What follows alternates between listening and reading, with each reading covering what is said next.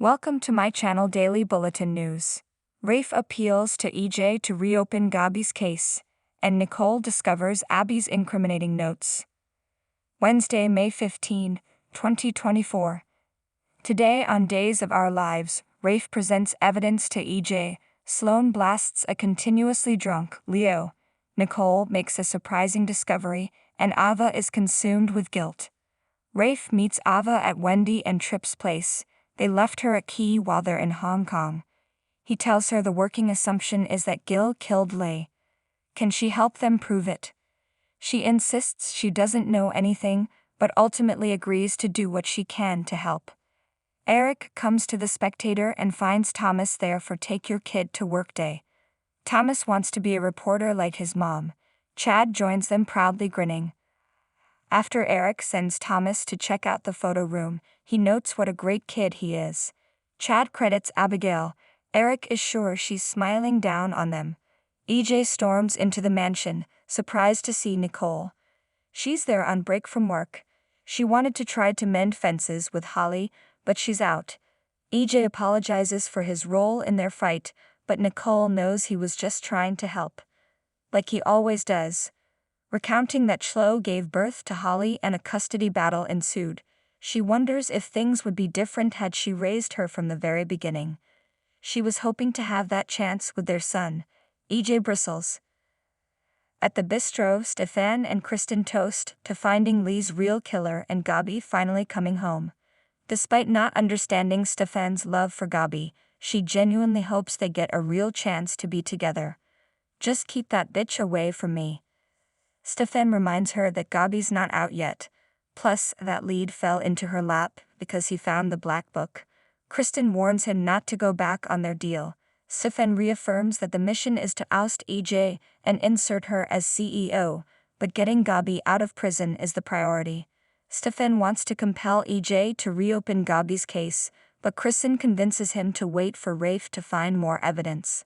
Sloan finds a drunken Leo on the park bench with a liquor bottle in a brown paper bag. She yells at him for blowing up her life by telling EJ about Jude. Leo points out he was drunk and wasn't thinking. He genuinely apologizes, but Eric cut him off financially. Plus, he believes Jude should be with his biological mom. Jude is never going back to Nicole, Sloan declares. Ever. At the apartment, Rafe brings up Ava's criminal past while trying to figure out why Stefan took the fall for her with the drugs. Was there something going on between them? Ava assures him the only woman Stefan loves is Gabi. Rafe presents his theory that Gil came to the apartment looking for her, but ran into Lei. Why else would he come there? Ava tears up, reminding Rafe that Gil was a sexual predator who she killed in self-defense.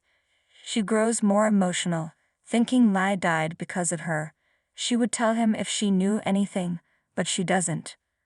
Rafe warns he won't stop digging while his sister's freedom is on the line. At the mansion, EJ asks Nicole to attend an upcoming City Hall fundraiser with him. Nicole is always proud to be on his arm, but also she might be able to pick up something for her and Eric's article on Salem's Unhoused. After a lot of schmoopiness, Nicole goes to work. EJ's carefree expression tenses. When Nicole comes to the paper, she gives Chad a notebook she found in her desk's false bottom. Chad pages through it, recognizing Abigail's handwriting. The book is filled with stats on odds and drug arrests. She must have been working on the story just before she died. Chad calls Jack, who confirms Abby was about to break a heavy story wide open.